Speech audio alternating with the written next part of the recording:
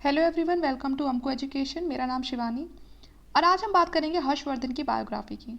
बहुत ही इम्पॉर्टेंट और ब्रेव और पावरफुल किंग कहेंगे हम इन्हें एशियन इंडियन हिस्ट्री का। आज हम इनके बारे में ही करके सारी चीज़ें पढ़ेंगे। ऑलरेडी वैसे मैं आपको इनके बारे में पढ़ा चुकी हूँ जब हमने बात करी थी एशियन इंडिया की, लेकिन आज हम इनकी बायोग्राफी जानेंगे पूरी की पूरी। जब हमने पूरा एम्पायर देखा था कि वर्धन एम्पायर क्या था, लेकिन आज हम हर्षवर्धन की बात करेंगे। तो चलिए अपने लेक्चर को स्टार्ट करते हैं। वीडियो बहुत ही इंपॉर्टेंट रहेगा आपके लिए, तो आप वीडियो को लाइक कर दीजिएगा, चैनल को सब्सक्राइब कर लेना आगे और अच्छी वीडियोस के लिए। तो सबसे पहले जानते हैं हम हर्षवर्धन के एम्पायर के बारे में। तो हर्षवर्धन एक ऐसे किंग थे जिन्होंने नॉर्थ इंडिया को बहुत ही अच्छे से कंसोलिडेट करके रखा हुआ था, चीज़ों को बहुत अच्छे से मेंटेन करके रखा हुआ था। इनके टाइम पे कोई नॉर्थ इंडिया में को हम कहेंगे कोई इंस्टेबिलिटी नहीं दिखाई देती है, चीज़ें बहुत ही अच्छे से चलती हैं। आप जितना भी ये पिंक वाला पार्ट देख रहे हैं वो सारा वो है जो हर्षवर्धन के टाइम पे उनके एम्पायर में शामिल था। ये साउथ में भी पढ़ने की कोशिश करते हैं, लेकिन साउथ में जो चालुक्य किंग पुलकेशिन सेकंड होते हैं वो इनको आगे बढ़ने नहीं देते हैं, तो इसीलिए अपने आप को यहाँ तक ही रेस्ट्रिक्ट रखते हैं। हर्षवर्धन की बात करें तो जो हर्ष थे उनका पूरा नाम हर्षवर्धन था, जैसे कि हमने बताया ही ऊपर, हम इनको हर्षवर्धन के नाम से जानते हैं। इंडियन एम्परर थे जिन्होंने नॉर्थ इंडिया पर रूल किया था। टाइमिंग की बात करें तो 606 से 647 सी इनका टाइम था। इनके जो फादर थे उनका नाम था प्रभाकर वर्धन, ठीक है।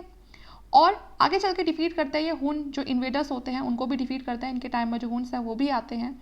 और इनके छोटे भाई जो होते हैं, सॉरी, ये किसके छोटे भाई होते हैं? और राज्यवर्धन के, मतलब इनके जो बड़े भाई होते हैं वो राज्यवर्धन होते हैं, अ किंग ऑफ थानेश्वर। और उस समय जो इनके भाई थे राज्यवर्धन, पहले वो किंग थे थानेश्वर के, जो कि प्रेजेंट डे आपका हरियाणा में है, ठीक है। तो इनके फादर का नाम प्रभाकर वर्धन था। प्रभाकर वर्धन के दो बेटे थे, राज्यवर्धन बड़े बेटे और छोटे बेटे हर्षवर्धन, ठीक है। तो हर्षवर्धन के बड़े भाई कौन थे? राज्यवर्धन, उस समय जो थानेश्वर के किंग थे, जो कि प्रेजेंट आपका हरियाणा में है। At the height of Harsha's power, his empire covered much of north and northwest India, extended east till Kamrupa and south until Narmada. जैसे कि मैंने कहा कि जो पूरा नॉर्दर्न इंडिया था वो हर्ष के टाइम पे बिल्कुल कंसोलिडेट था। तो बिल्कुल नॉर्थ वाला पार्ट हो गया जो नॉर्थ वेस्ट इंडिया हो गया, ठीक है ना, ईस्ट तक, और नीचे साउथ में नर्मदा था, क्योंकि नर्मदा के बाद फिर जो पुलकेशिन नृत्य थे उन्होंने इन्हें आगे बढ़ने ही नहीं दिया। तो नर्मदा रिवर तक सारा किसका एरिया था? हर्षवर्धन का था, ठीक है। इनकी जो कैपिटल थी वो कन्नौज थी, और कम से कम 640 सी तक ये यहाँ पर अच्छे से रूल करते हैं। हर्ष को डिफीट किया था एक साउथ इंडियन जो रूलर थे, जो मैं आपको बताती आ रही हूँ बार बार, पुलकेशिन सेकंड। वो चालुक्य डायनेस्टी के थे और वो हर्ष को हराने की कोशिश करते हैं अपने एम्पायर को, जब वो बढ़ाने की कोशिश, तो पुलकेशिन इनको रोक देते हैं। ये चाहते थे कि नॉर्थ इंडिया की तरह ये साउथ इंडिया में भी जो इनका वर्चस्व है वो आगे तक जाए, इनके एम्पायर में और जो बाकी जो साउदर्न स्टेट है वो भी शामिल हो। लेकिन ये जो इनका सपना था वो सपना ही रह जाता है, क्योंकि पुलकेशिन सेकंड इनको आगे बढ़ने ही नहीं देता है साउथ की तरफ, ठीक है। अब बात करते हैं सोर्सेज की, कि इनके बारे में हमें किन किन सोर्सेज से पता चलता है। इनके बारे में एक बहुत ही डिटेल अकाउंट मिलता है हमें। एक चाइनीज़ पिलग्रिम थे, ठीक है, जो चाइना से आते हैं, हुएनसांग, ठीक है ना। उन्होंने काफ़ी ज़्यादा इनके बारे में लिखा है, बताया है कि किस तरह से इनके समय में पॉलिटिकल किस तरह से चीज़ें चलती थी, सोशल रिलीजियस कंडीशन सब उन्होंने उस समय की बताने की कोशिश करी है अपने टेक्स्ट के थ्रू। क्योंकि जो हुएनसांग थे वो एक चाइनीज़ ट्रैवलर थे, और वो हुएनसांग के टाइम, वो हर्षवर्धन के टाइम पे आते हैं और कहते हैं कि काफ़ी लंबे टाइम तक वो इनकी कोर्ट में रुक के भी जाते हैं। तो सब चीज़ों को वो बहुत अच्छे से ऑब्जर्व करते हैं और उसको लिख के जाते हैं। कुछ जो अकाउंट्स होते हैं वो अपने साथ ले जाते हैं और कुछ अकाउंट्स वो यहीं पर छोड़ जाते हैं। तो उन्हीं अकाउंट से हमें हर्षवर्धन के टाइम की पॉलिटिकल, सोशल, रिलीजियस कंडीशन के बारे में पता चलता है। Harshacharita written by Banabhatta, who lived at the court of Harsha. Harsha के कोर्ट में बाणभट्ट नाम के एक पोइट, हम कह सकते हैं ऑथर, रहते थे, ठीक है। और वो क्या लिखते हैं? वो हर्ष चरित्र लिखते हैं। जैसे कि आपको पता है कि ये जो इस तरह के जो क्वेश्चन होते हैं वो एग्जाम में बहुत पूछे जाते हैं, तो आपको याद रखना है जो बाणभट्ट थे उन्होंने ही हर्ष चरित्र को लिखा था। और ये हर्ष चरित्र क्या थी? ये हर्ष की बायोग्राफी थी। इसमें बताया गया था हर्ष की लाइफ से रिलेटेड चीज़ें, और साथ में उनके टाइम की जो भी पॉलिटिकल, सोशल और रिलीजियस कंडीशन थी इंडिया की, उसके बारे में बताया गया था। जो हर्ष थे वो भी, उनके भी मतलब वो हम कह सकते हैं कि वो भी लिखते थे, मतलब वो भी खुद एक ऑथर थे, उनका भी अपना खुद के वर्क्स थे, जैसे कि रत्नावली है, प्रियदर्शिका है, नाग आनंद है। तो ये खुद हर्ष के वैल्यूएबल वर्क थे। ये आपको याद रखने हैं कि कौन कौन से थे। रत्नावली हो गया, प्रियदर्शिका हो गया और नाग आनंद हो गया। तो तीनों ही बहुत इंपॉर्टेंट है, एग्जाम में पूछ लिए जाते हैं। तो आपको इसमें क्या याद रखना है? एक तो सबसे पहले कि जो बाणभट्ट थे उन्होंने हर्ष, जो हर्ष चरित्र है उसको लिखा था, ठीक है, कि क्या थी, ये हर्ष की जुड़ी जो भी लाइफ से रिलेटेड जितने भी इंसिडेंट थे वो बताती थी, साथ में उस समय की जो पॉलिटिकल, सोशल, रिलीजियस कंडीशन थी उनके बारे में बताती थी। हर्ष ने कौन सी चीज़ें लिखी थी? कौन से वर्क थे उनके इंपॉर्टेंट? रत्नावली, प्रियदर्शिका और नाग आनंद। और ये सब उन्होंने किस में लिखे थे? संस्कृत में लिखे थे। ठीक है। These books also throw sufficient light on the history of Harsha period. ये जितने भी जो हम इंपॉर्टेंट टेक्स्ट हैं, ये उस समय जो हर्ष के टाइम पीरियड था वो कैसा था, उन सब चीज़ों के बारे में ज़्यादा बताते हैं। कुछ 3 इंस्क्रिप्शन भी हैं जो बहुत इंपॉर्टेंट है, जिससे हमें पता चलता है हर्षवर्धन के टाइम की क्या कंडीशन थी, जिसमें एक है मधुबन प्लेट हो गया, सोनेपत प्लेट हो गया और बनखेरा इंस्क्रिप्शन है। ये हमें बहुत ज़्यादा इंफॉर्मेशन और हम कहेंगे बहुत ही वैल्यूएबल इंफॉर्मेशन प्रोवाइड करती है हर्षवर्धन के बारे में। अगर अर्ली लाइफ की बात करें हम कि इनकी शुरुआती जो ज़िंदगी थी वो कैसी थी, तो Prabhakar Vardhan of the Pushyabhuti dynasty become powerful by the close of the 6th century. तो जैसे कि मैंने बताया था कि जो इनके, जब हमने लेक्चर डिस्कस किया था एशियन इंडियन हिस्ट्री का, तो इनके जो फादर थे प्रभाकर वर्धन, वो पहले एक फ्यूड्यूटरी हुआ करते थे पुष्पभूति डायनेस्टी के। जैसे कि हमने जब वीडियो पढ़ी थी, हमने जो वीडियो में पहले जो अपने लेक्चर्स हैं एशियन इंडिया में हमने उसमें कवर किए थे, तो उसमें मैंने आपको बताया था कि वर्धन डायनेस्टी से पहले कौन सी डायनेस्टी थी? पुष्पभूति डायनेस्टी थी। ठीक है। तो उस समय इन्हीं के जो फादर थे प्रभाकर वर्धन, वो वहाँ पर एक फ्यूड्यूटरी की तरह काम कर रहे थे। लेकिन आते आते एंड तक आते आते जब उस डायनेस्टी की जो पावर है वो बहुत ज़्यादा डिक्लाइन हो जाती है, तो 6th सेंचुरी तक आते आते जो प्रभाकर वर्धन है वो खुद एक बहुत मतलब पावरफुल हो जाते हैं। Bana in his Harshcharitra described Prabhakar Vardhan as a lion to the Hun Dior and the lord of the Gandhar। तो जो बाना भट्ट है वो बताते हैं हर्षचरित्र में कि जो प्रभाकर वर्धन थे, जो इनके फादर थे, वो मतलब उन्होंने जो हुन है उनको भगा दिया था यहाँ से। ठीक है। और वो लॉर्ड माने जाते थे गांधार के। ठीक है। अभी जो गांधार है वो प्रेजेंट आपको पाकिस्तान में है। तो उस जगह के, क्योंकि उस जगह जो वो जगह थी वहाँ पर ही वो बैटल हुई थी उनकी हुन्स के साथ, जब वो भगाते हैं उनको, तो वहाँ के वो लॉर्ड माने जाते थे। और हुन्स को भगाने में जो प्रभाकर वर्धन है उन्होंने एक बहुत ही, हम कहेंगे, इंपॉर्टेंट रोल प्ले किया है। काफ़ी ज़्यादा ब्रेव थे ये। प्रभाकर वर्धन के 2 बेटे थे, जिसमें पहले थे राज्यवर्धन और दूसरे थे हर्षवर्धन। ठीक है। और एक डॉटर थी इनकी Rajyashri. The 2 young princess were well train. तो इनके जो दोनों बेटे थे इन्होंने इनको बहुत ही अच्छे से ट्रेन किया था हर चीज़ में, हॉर्समैनशिप में, आर्चरीज में, ठीक है ना, तलवार चलाने में। And princess Rajeshwari was train in music. और जो बेटी थी उसको म्यूजिक में ट्रेन किया था। ठीक है। अब बात करते हैं इनके लाइफ के स्ट्रगलिंग, जो क्या वो स्ट्रगलिंग टाइम पीरियड कौन सा था। तो Rajyashri while young was given in a marriage to the Maukhari prince Grahavarman of Kannauj. अब देखिए प्रभाकर वर्धन क्या करते हैं, अपनी बेटी की शादी किससे कर देते हैं? जो इनका पड़ोसी जो मुखारी वंश होता है, मुखारी जो डायनेस्टी होती है, उसमें जो गृहवर्मन होते हैं, ठीक है ना, उनसे अपनी बेटी की शादी कर देते हैं। गृहवर्मन का उस समय किस पे कंट्रोल था? कन्नौज पे कंट्रोल था। Soon after the marriage of his daughter, Prabhakar Vardhan faced the attack of Huns in the north। जैसे ही वो अपनी बेटी की शादी कर देते हैं, ठीक है ना, गृहवर्मन से, प्रभाकर वर्धन पे अटैक होने लग जाता है हुन्स के नॉर्थ साइड से। He immediately sent his eldest son Rajyavardhan, who was then only 18 years in the age, to face the Huns। वो अपनी जगह अपने बेटे राज्यवर्धन को भेज देते हैं, मात्र जब वो 18 साल के होते हैं, कि जाओ और जाके जो हुन है उनको हराओ और यहाँ से भगाओ। हर्षवर्धन उस समय सिर्फ 15 साल के होते हैं। Old followed his brother with a cavalry force. और वो भी अपने भाई को बिल्कुल फॉलो करके उनके साथ जाते हैं। Before Harsha had joined his brother, news reached him that the old king was seriously ill. ठीक है।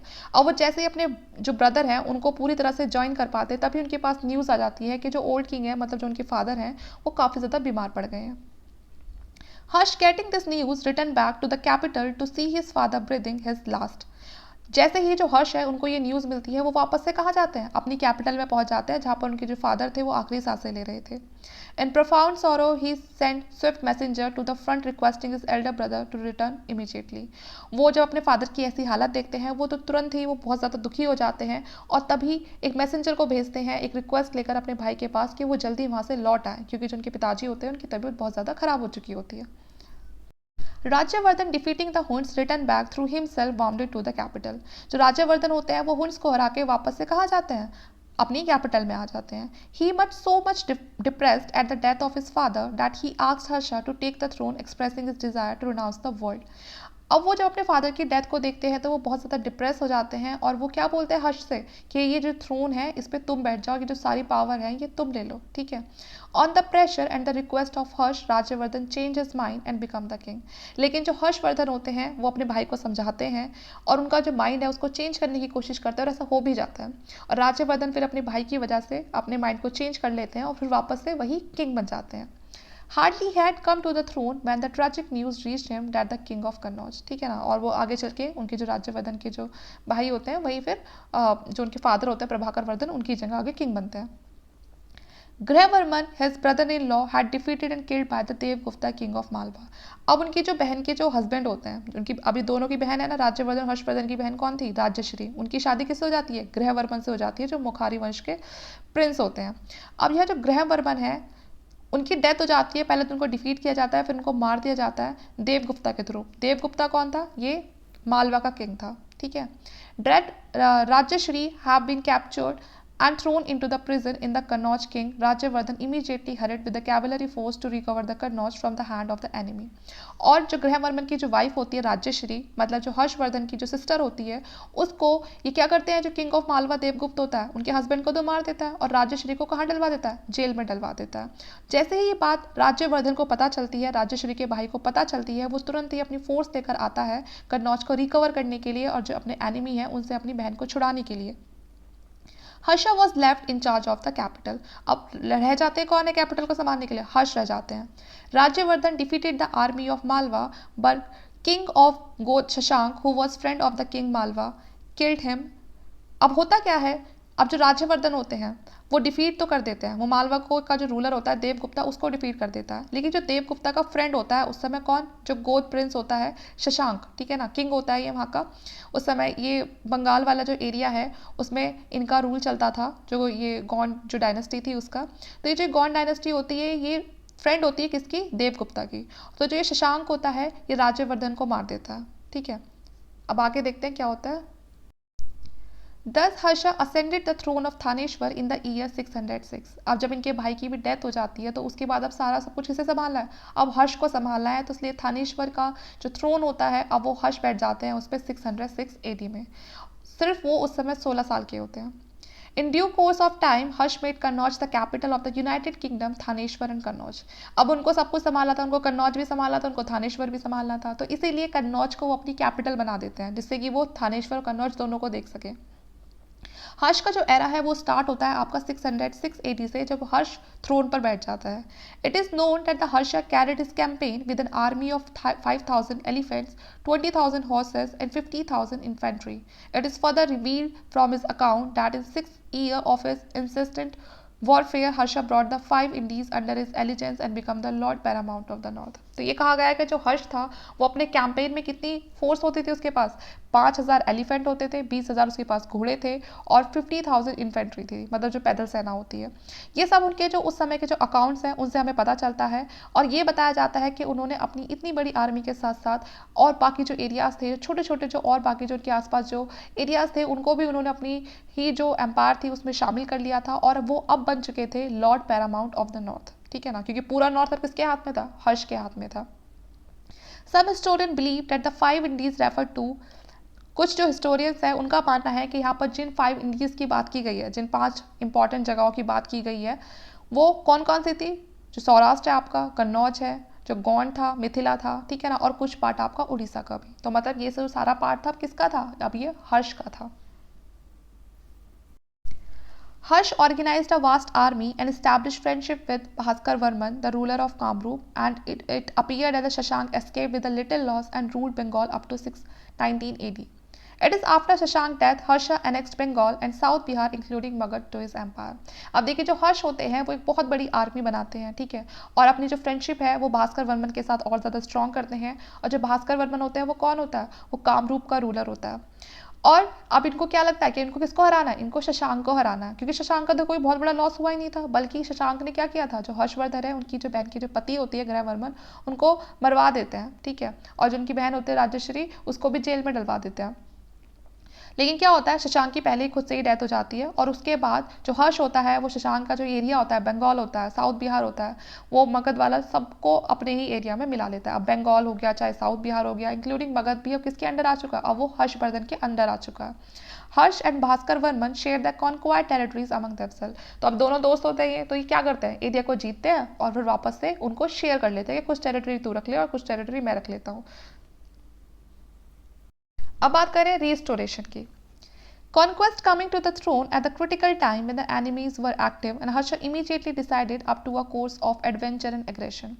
He embarked upon a new political career through war and conquest, and accordingly he prepared his plan for the Digvijay to punish the king of Gond and the other enemy king. तो जैसे कि आपको पता ही है कि अभी क्या हुआ था, अभी हमने कुछ देर पहले पढ़ा था कि किस तरह से राज्यवर्धन इनके जो भाई होते हैं उनको भी मार देते हैं, इनके जो ब्रदर इन लॉ होते हैं गृहवर्मन उनको भी मार देते हैं, और इनकी बहन कहाँ मजबूर हो जाती है, जंगल में जाने के लिए मजबूर हो जाती है खुद को बचाने के लिए। तो अभी अपनी पॉलिसी को ऐसे ही कर लेते हैं कि बिल्कुल अपना एरिया भी बढ़ाना है और जो अपने दुश्मन है उनको पनिश करना है, उनको खत्म कर देना अपने दुश्मनों को। While preparing for his Digvijay, Harsha thought it to be the first duty to rescue his sister Rajashri. अब वो सोचते हैं कि सबसे पहले अपने दुश्मनों को तो हरा रही है, लेकिन उससे पहले इनकी ड्यूटी बनती है कि अपनी जो बहन है राजश्री उसको भी तो बचाना है। Chief Minister Bhandi brought the shocking news that Rajashri, soon after she was thrown into the prison in a Kannauj managed to escape from their confinement and had gone away toward the Vindhya forest. तो तभी इनके जो chief minister होता है बंडी वो बताते हैं, वो उनको एक न्यूज़ देते हैं कि जो राजश्री है वो कन्नौज की जो जेल है वो वहाँ से निकल के भाग चुकी है, ठीक है, क्योंकि उनको तो जेल में डलवा देते हैं राजश्री को, तो कि जो कन्नौज की जो प्रिजन है वहाँ से जो राजश्री है वो वहाँ से भाग चुकी है, और भाग के कहाँ चली गई है, अपने आप को जो विंध्यास के जो फॉरेस्ट हैं, जो उस समय जो एमपी में जो फॉरेस्ट पड़ते हैं ये, वहाँ पर वो भाग जाके छुपी हुई है, मतलब अपने आप को बचाने के लिए। हर्षा को जैसे ही ये न्यूज़ मिलती है वो कहाँ पर चला जाता है, वो विंध्यास रेंज में चला जाता है और वहाँ से अपनी सबसे पहले अपनी बहन को बचाता है। When she was about to throw herself into the fire and die, वो उनको तब बचाते हैं उस समय जब उनकी बहन अपने आप को क्या करने वाली थी। उस समय देखो फायर और डाई का मतलब क्या है कि वो सती वाला प्रचलन था, ठीक है, तो वो अपने आप को सती कर रही थी, लेकिन उनके जो भाई होते हैं हर्षवर्धन वो उनको बचा लेते हैं। With that noble work done Harsha become free to conduct his military campaign. अब जैसे ही जो सबसे बड़ी उनकी जिम्मेदारी थी अपनी बहन को बचाना, अब वो अपनी बहन को बचा चुके थे और अब उनके पास सबसे बड़ा काम क्या रह गया था, अपने दुश्मनों को हराना और अपनी मिलिट्री कैंपेन को आगे लेके चलना। हर्ष अटैक ध्रुव सेन सेकंड बाल Aditya the Maitraka ruler of Vallabhi. तो सबसे पहले जो हर्ष होता है वो किस पर अटैक करते हैं, ध्रुव सेन सेकंड पर अटैक करते हैं, बाल आदित्य पर करते हैं, और जो मैत्रक रूलर होता है वल्लभी के उन पर अटैक करते हैं। Dhruv Sen sought the protection of the Gujjar prince and ally of the Kul king Pulakeshin second. लेकिन जब ये ध्रुव सेकंड पर अटैक करते हैं तो ध्रुव सेकंड होता है ये किसकी हेल्प लेता है, ये हेल्प लेता है पुलकेशिन द्वितीय की, ठीक है ना, सेकंड की। However, he subsequently made peace with Harsh and Harsh gave his daughter in marriage to him.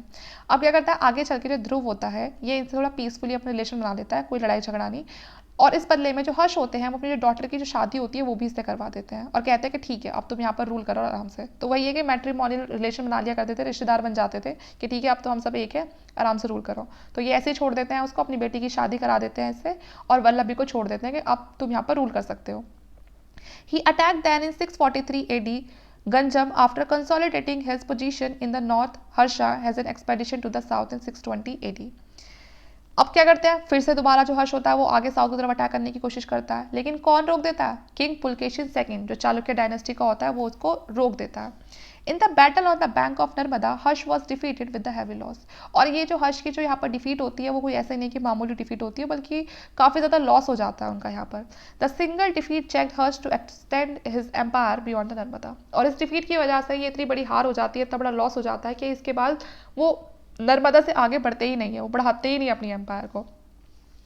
Harshvardhan के इस डिफीट के बारे में, इनके इस फेलियर के बारे में हमें पता चलता है उस समय की जो एहॉल इंस्क्रिप्शन है, जो उस समय जो पोइट रवि कीर्ति थे 643 में उन्होंने कंपोज किया है कि किस तरह से फेलियर हुआ था जब उन्होंने साउथ में बढ़ने की कोशिश करी थी। तो अगर आपसे पूछा जाता है कि किस में बताया जाता है कि पुलकेशिन सेकंड ने हर्षवर्धन को साउथ में आने से रोका, उनको डिफीट किया, तो कौन सा इंस्क्रिप्शन है, तो वो इंस्क्रिप्शन है हमारा एहॉले इंस्क्रिप्शन, ठीक है। एहॉले इंस्क्रिप्शन किसने कंपोज किया था, वो किया था रवि कीर्ति ने, ठीक है। एक्सपेंशन की बात करें तो हर्ष ने अपने एम्पायर में थानेश्वर को, ईस्टर्न पंजाब को, कन्नौज को, ठीक है ना, और जो रोहिलखंड है, श्रावस्ती है, ओध, प्रयाग, इलाहाबाद, ये सारा जो पोर्शन है, कुछ पार्ट उड़ीसा का जो मगध का था, वो सारा का सारा सब अपनी एम्पायर में मिला दिया था। अब वो पूरा का पूरा जो एम्पायर है वो किसका था, जिसमें ये सारे एरिया थे, हर्षवर्धन के थे। In the north west it including major portion of the Punjab, तो पंजाब का भी काफ़ी सारा जो पार्ट था वो हर्षवर्धन के अंडर आ चुका था, और जो पूरा सिंध था वो भी किसका था, वो भी हर्ष का ही था। वल्लभी भी हमने बताया जैसे कि इंपीरियल अथॉरिटी तो मिली गई थी क्योंकि अपनी बेटी की शादी कर दी थी वहाँ पर, तो कोई डर तो था ही नहीं उधर से भी। यहाँ तक कि जो हर्ष का जो पूरा एरिया था उसमें जो अरेबियन सी है वो भी टच करता था, ठीक है, कि मतलब जो अरेबियन सी से जो लग के जितना भी जो लैंड वाला पार्ट था वो भी हर्ष का ही था, ठीक है। बंगाल भी इनके टाइम पे ही आता था, उस वजह से ये जो बे ऑफ बंगाल वाला पार्ट है वो भी टच करता था। ठीक है। ब्रह्मपुत्रा वैली के आसपास वाला सारा पार्ट इनका था, इंक्लूडिंग कश्मीर और जो नेपाल है, जो पूरा जो हिमालयास को टच करके आ रहा है, वो सारा पार्ट किसका है? हर्षवर्धन का। He then also transferred is capital to Kannauj. उसके बाद जैसे ये हमने पढ़ा ही था कि अपनी कन्नौज को अपनी कैपिटल बना देते हैं ये, and become the centre of gravity of the politics in northern India, क्योंकि कन्नौज उस समय सेंटर वाला पार्ट था, तो वहाँ से ये पूरी तरह से अच्छे से नॉर्दर्न इंडिया को अच्छे से देख सकते थे, ऑब्जर्व कर सकते थे। दे occurred certain border dispute between Harsha and the ruler of Sindh, Kashmir, Nepal, but these kingdom remain independent of the influence of Harsha। तो इनके थोड़े बहुत जो झगड़े वगैरह वो चलते रहते थे, कुछ ना कुछ डिस्प्यूट होते रहते थे जो आसपास की छोटी मोटी जो जंग आई थी, लेकिन ज़्यादातर कोई इन पे ना तो ज़्यादा फर्क नहीं पड़ा उन चीज़ों का। Thus the attempt of Harsha to create an extensive empire in India succeed only partially. ठीक है, तो इसलिए हम कहेंगे कि जो हर्ष थे वो इनकी जो पूरा जो एक्सटेंसिव एम्पायर ज़रूर इनका था, लेकिन कहीं ना कहीं थोड़ा पार्शल था वो। ठीक है, तो पहले वही था कि जीत भी लिया करते थे, तो या तो उनसे मैट्रिमोनियल अलायंस इस्टेब्लिश कर लिए, ठीक है, तो इंपीरियल अथॉरिटी मिल गई, या फिर क्या कोई ना कोई समझौता कर लिया। तो इस तरह से जो अपने आसपास का जो एरिया उसको पक्का करके रखते थे ये कि ठीक है हमारा नहीं है तो तुम ही रूल कर लो, लेकिन अपनी ज़्यादा नहीं चलाओगे। अब बात करते हैं एडमिनिस्ट्रेशन की। Harsha maintain the administrative setup of the empire on the model of previous great Hindu rulers. तो देखिए जो हर्ष है उन्होंने जैसे ये जो पुराने जो हिंदू रूलर्स थे, जैसे वो अपने टाइम पर रूल करते थे, उनका जो भी एडमिनिस्ट्रेटिव सिस्टम था उसी को ज़्यादा हर्ष ने आगे फॉलो किया था। He himself was the head of the state, तो अपने आप को ये हेड बताते थे कि हेड तो मैं ही रहूँगा। All administrative legislative judicial power were concentrated in his hand, तो जितनी भी जो इंपॉर्टेंट जो वर्क था, जो पावर्स थी, वो सारी इन्हीं के हाथ में होती थी, चाहे वो लेजिस्लेटिव से रिलेटेड हो, चाहे जुडिशियल से रिलेटेड हो, चाहे एडमिनिस्ट्रेटिव से रिलेटेड हो। ये फर्स्ट कमांडर इन चीफ थे आर्मी के। हर्ष आगे चल के एज्यूम करते हैं एक टाइटल महाराजा अधिराज, ठीक है ना, और परम जो भाटक है करके, ये जो अगर मैं सही से प्रोनाउंस नहीं कर पा रही हूँ तो मैं माफ़ी चाहती हूँ उस चीज़ के लिए। ठीक है, तो इस तरह के कुछ टाइटल्स होते हैं कि ये एज्यूम करते हैं। He was a benevolent ruler and supervise the administration personally. ठीक है, तो मतलब एक हम कहेंगे कि ये इस तरह के किंग थे कि ये सब चीज़ों को खुद पर्सनली ज़्यादा हैंडल करना पसंद करते थे, सब चीज़ों को खुद से सुपरवाइज करना पसंद करते थे। The king was assisted by the council of minister which was quite effective, लेकिन फिर भी इनका अपना खुद एक काउंसिल ऑफ मिनिस्टर होता था जो इनको एडवाइस जरूर करता था, लेकिन करते वही थे जो इनको सही लग रहा है। ठीक है, इनके टाइम पे कुछ ऑफिसर्स इन्होंने अपॉइंट कर रखे थे, जैसे कि अवंती। ठीक है ना, अवंती का काम क्या होता था कि ये जितने भी जो वॉर और जो पीस से रिलेटेड जो भी उस समय कुछ भी दिक्कत चल रही है तो वो सब कौन हैंडल करता था? अवंती। ठीक है ना, the commander in chief of the army was called Simhanada. ठीक है ना, तो जो कमांडर इन चीफ होता था उसको भी अलग टाइटल दिया हुआ था। जो कुंतला है वो हेड होता था कैवलरी का। ठीक है, Skanda Gupta was the head of the war elephant and the head of the civil administration was called the Samanta Maharaja. ठीक है, तो जो भी जो सिविल एडमिनिस्ट्रेशन को भी जो भी हेड करता था उसको बोलते थे समांत महाराज। ठीक है, the empire was divided into bhuktis and further into vaishyas for the sake of the administrative convenience, and the village was the smallest unit of the administration। तो देखिए जैसे कि हम हर एक उसमें पढ़ते आ रहे हैं कि इतने बड़े एम्पायर को एक अकेला इंसान तो हैंडल नहीं कर सकता, वो किस किस को देखेगा। तो वो क्या करते थे, वो अपने एरिया को भुक्तीज में मतलब प्रोविंसेस में डिवाइड कर दिया करते थे और वहाँ पर फिर गवर्नर वगैरह को बैठा दिया करते थे।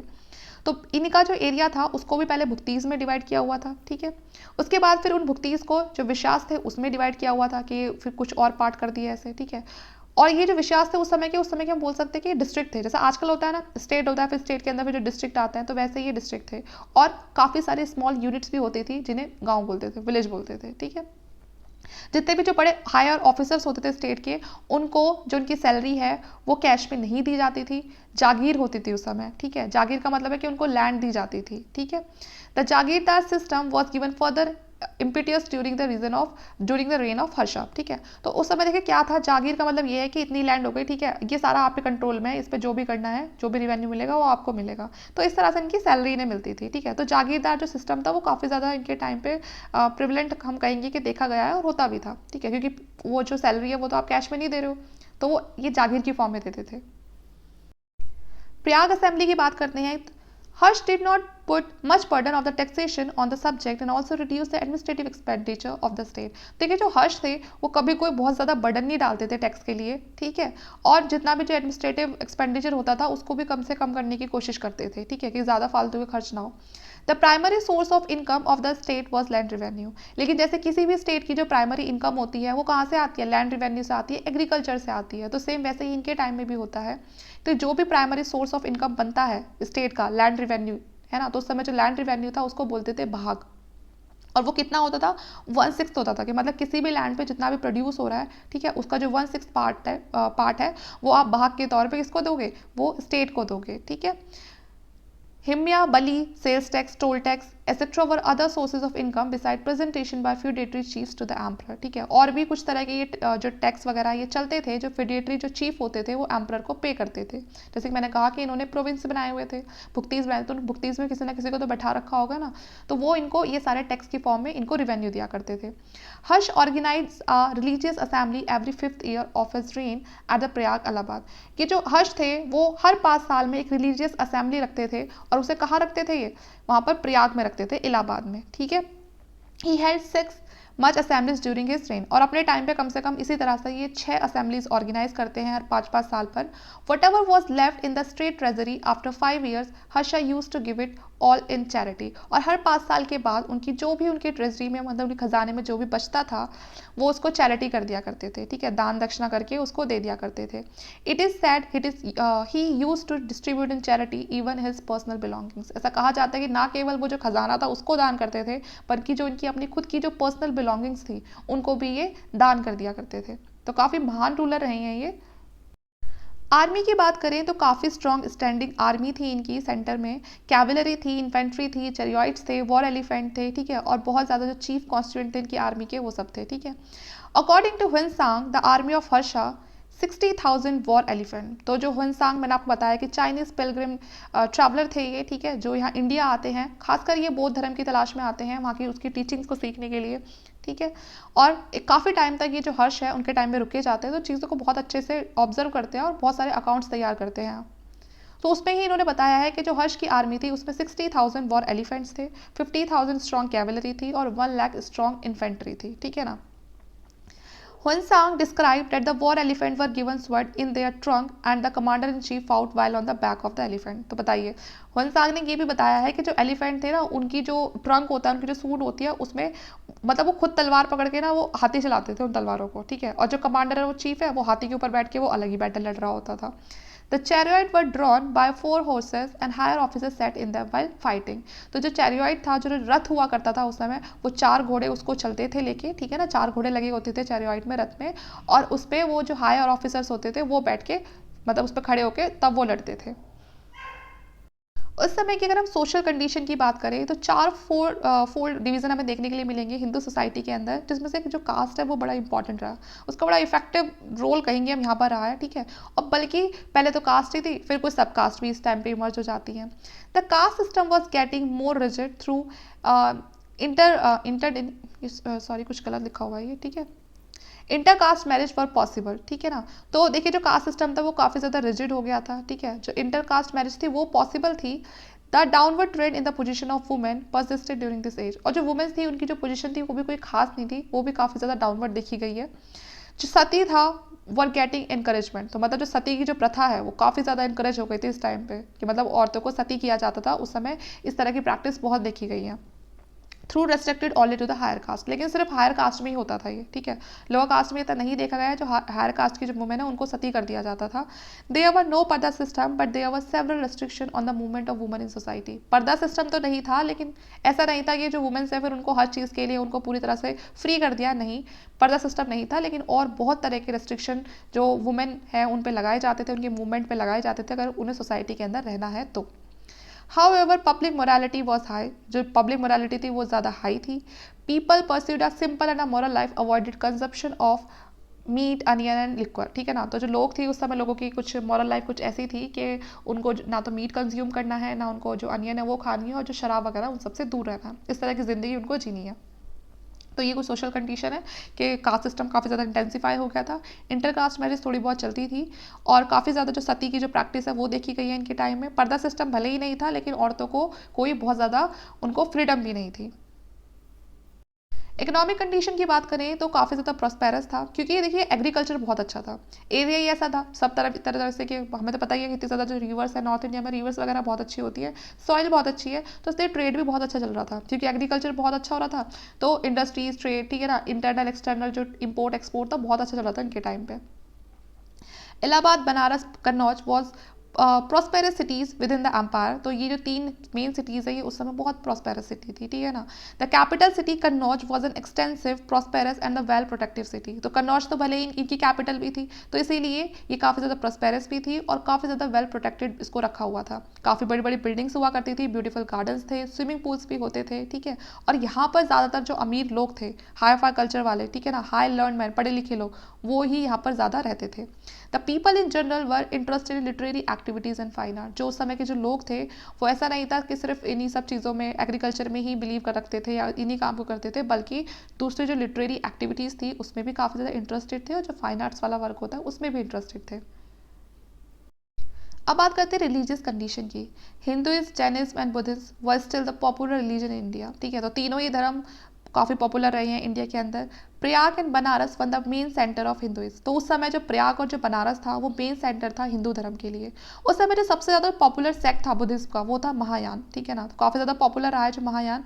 मैंने जब आपको बौद्ध धर्म के बारे में पढ़ाया था तो मैंने आपको अच्छे से बताया था कि जो महायान था वो ग्रेटर व्हीकल था और दूसरा क्या था, हीनयान था। कोई भी जो धर्म है आगे चल के चाहे आप कैसे भी शुरू कर लो, लेकिन आगे चल के उस एक धर्म में भी कहीं ना कहीं फूट पड़ ही जाती है और वो भी फिर अलग अलग सेक्ट में बढ़ जाता है। चाहे आप मुस्लिम धर्म की बात कर लो, चाहे आप हिंदू धर्म की बात कर लो, चाहे आप ये बौद्ध धर्म की बात कर लो, ठीक है। हिंदू धर्म में आप देखोगे वो भले ही हिंदू धर्म अपने आप में एक है, लेकिन उसके अंदर आपको इतनी सारी कास्ट मिल जाएंगी कि लगता ही नहीं है कि वो एक धर्म है, इतना ज़्यादा बटा हुआ है वो अपने आप में। सेम अगर आप मुस्लिम की बात करोगे तो वहाँ पर आपको जो सिया और सुन्नी है वो देखने के लिए मिल जाएंगे। और वैसे ही बौद्ध धर्म में भी होता है कि वो भी महायान और हीनयान में आगे चल के कन्वर्ट हो जाता है, डिवाइड हो जाता है। तो हर्ष के टाइम पे जो ज़्यादा जो पॉपुलर सेक्ट देखा गया वो महायान था। हर्ष वॉज अट्रैक्टेड टूवर्ड बुद्धिज्म। जो हर्ष थे वो सबसे ज़्यादा किसकी तरफ अट्रैक्ट होते हैं, वो बौद्ध धर्म की तरफ अट्रैक्ट होते हैं। He is said to have erected many Buddhist stupas and monastery. और इसी के चलते वो बहुत सारे जो बुद्धिस्ट स्तूप होते हैं उनको बनवाते हैं, बहुत सारे मठ वगैरह बनवाते हैं। और समय समय पर जो कॉन्वोकेशन होती है, ठीक है ना, बुद्धिस्ट की, वो भी करवाते रहते हैं, जिसमें जो अलग अलग जो बुद्धिस्ट मॉन्क आके, ठीक है, एनुअली आके वो डिस्कशन करते थे जो रिलीजियस प्रॉब्लम होती थी उस समय की। वो जो एनिमल्स की जो स्लॉटरिंग होती है, ठीक है ना, उस पर भी बैन लगा देते हैं, जैसे अशोक ने करवाया था। तो काफ़ी सारे जो इनका अरेंजमेंट होते हैं वो ऐसे ही होते हैं जैसे जैसे कि जो अशोक करवाते हैं। Made arrangement for the free supply of food. तो जैसे कि अशोक के टाइम पे जो फूड की सप्लाई थी उसे फ्री कर दिया गया था, गरीबों को फ्री में मेडिसिन दी जा रही थी, ठीक है। तो वैसे ही ये भी अपने समय पे करवाते हैं Harsha. Harsha was never a convert to Buddhist but continue to worship Shiva and Surya even during the period of his life. तो देखिए जो हर्ष थे वो पूरी तरह से कभी जो बौद्ध धर्म है उसमें तो कन्वर्ट नहीं होते हैं, लेकिन वो बौद्ध धर्म को कभी बढ़ने से भी नहीं रोकते हैं। वो पूजा करते थे, जो शिव होते हैं उनकी पूजा करते थे, सूर्य की पूजा करते थे। अपनी पूरी एंटायर लाइफ में उन्होंने, मतलब जो हिंदू ही बन के रहे हैं वो, लेकिन कभी उन्होंने बौद्ध धर्म को भी बढ़ने से नहीं रोका। Harsha also called an assembly at Kannauj in the honour of Chinese pilgrim Hiuen Tsang. तो देखिए जैसे मैंने आपको कहा जो हुनसांग है वो पूरे 8 साल तक जो हर्ष का जो कोर्ट होता है उसमें रह के जाते हैं और हर्ष इनके लिए एक असेंबली भी ऑर्गेनाइज करवाते हैं कन्नौज में, ठीक है ना। लर्निंग की बात करें तो जो हर्ष थे वो खुद अपने आप में एक बहुत बड़े स्कॉलर थे। उन्होंने काफ़ी ज़्यादा जो प्ले वगैरह लिखे हैं, जैसे मैंने आपको बताया था उनके प्ले के बारे में, नाग आनंद, रत्नावली, प्रियदर्शिका, ये सब वो प्ले हैं जो खुद हर्ष ने लिखे थे। हर्ष एक बहुत बड़े पैट्रन थे लर्निंग के, स्कॉलर्स के, ठीक है ना, काफ़ी ज़्यादा संरक्षण करते थे उन सब लोगों का। It has been sad that he spend 1/4 of his income on education and learning. और ऐसा कहा जाता है कि जो भी इनके पास जो भी रेवेन्यू आता था, जो भी पैसे आते थे, ठीक है, उसमें से कम जो 1/4 पार्ट था अपनी इनकम का, ये एजुकेशन और लर्निंग पे ही खर्च कर दिया करते थे। The university of Nalanda Vallabhi and the one run by the दिवारका in the Vindhyas forest were centre of learning at that time. तो इनके टाइम पे जो यूनिवर्सिटी ऑफ नालंदा थी, वल्लभी थी, अपने आप में बहुत पॉपुलर थी, ना केवल सिर्फ भारत में बल्कि जो बाहर के जो दूसरे जो देशों के जो लोग थे वो यहाँ पर पढ़ने आते थे। एंड यूनिवर्सिटीज़ के बारे में वहाँ पर मतलब अपने आप को, जैसे आजकल होता है ना, अब तो इंडिया से कहा जा रहा है लोग बाहर पढ़ने जा रहे हैं, लेकिन वो टाइम ऐसा था कि बाहर से लोग यहाँ पर पढ़ने आते थे। ये जो यूनिवर्सिटीज़ थी, नालंदा यूनिवर्सिटी है, वल्लभी यूनिवर्सिटी है, ठीक है ना, ये अपने आप में बहुत पॉपुलर यूनिवर्सिटी थी। लोग यहाँ पर स्पेशली बौद्ध धर्म की लर्निंग्स को सीखने आते थे और फिर अपने यहाँ पर जाके फिर उन टीचिंग्स को फैलाते थे। इसी तरह तो जो बौद्ध धर्म है वो भले ही उसका जो जन्म है बौद्ध धर्म का वो भारत में हुआ है, लेकिन फिर भी वो चाइना, साउथ कोरिया, जापान, ठीक है, साउथ जो एशिया, जो एशियन जो कंट्रीज़ है वहाँ तक फैला है। वो इसीलिए फैला है क्योंकि यहाँ पर जो यूनिवर्सिटीज़ थी वो बौद्ध धर्म की टीचिंग्स को आगे बढ़ाती थी और जो बाहर के लोग थे वो यहाँ पर आके एडमिशन लेते थे, उस चीज़ को पढ़ते थे। जब उनको अच्छी लगती थी, उनका इंटरेस्ट यहाँ पर आने लगता था, तो वो उन सब चीज़ों को सीख के फिर वो अपने देश में जाके उनको बताते थे और वहाँ के लोगों ने फिर इंटरेस्ट लेना शुरू कर दिया और इस तरह से बौद्ध धर्म दुनिया के बहुत सारे जो पार्ट है वहाँ पर फैल गया। तो यहाँ पर भी वही कहा है कि the facilities were available not only for the study of philosophy but the law and the physical science as well. तो उस समय सिर्फ ऐसा नहीं था कि किसी एक पॉइंट पे ही बात की जा रही थी, फिलॉसफी है उसकी भी स्टडी होती थी, ठीक है, लॉ एंड फिजिकल साइंस के बारे में भी यहाँ पर काफ़ी ज़्यादा जो यूनिवर्सिटीज़ थी ये फेमस थी। Among universities the university of Nalanda was the most celebrated, where the student and scholar from all the parts of the country as well as from the foreign countries gathered for education and learning। तो जैसे कि मैंने आपको बताया कि universities तो यहाँ और भी बहुत थी, लेकिन जो सबसे ज़्यादा जो पॉपुलर रही है वो रही है यूनिवर्सिटी ऑफ नालंदा। अपने आप में बहुत बड़ा नाम था नालंदा का उस समय, क्योंकि ना केवल सिर्फ भारत के लोग बल्कि दूसरे जो विदेशों से जो लोग आते थे वो भी यहाँ पर पढ़ने के लिए आते थे, ठीक है। तो ये सारा जो हमने अभी पढ़ा, ये पूरा हमने हर्षवर्धन के टाइम पीरियड के बारे में पढ़ा, हर्षवर्धन के बारे में जाना। तो यहाँ पर ही हमारा जो लेक्चर है वो फिनिश होता है, ठीक है। वीडियो अच्छा लगे तो प्लीज़ लाइक करना, चैनल को सब्सक्राइब कर लेना आगे और अच्छी वीडियोस के लिए। बाकी हमने सारे जो पॉइंट्स हैं जो इंपॉर्टेंट है एग्जाम के पॉइंट ऑफ व्यू से और हर्षवर्धन की लाइफ में जो भी कुछ रहा है इंपॉर्टेंट, वो हमने यहाँ पर सब कुछ कवर करने की कोशिश करी है। तो अब मिलते हैं आपसे अगले नेक्स्ट लेक्चर में। Thank you.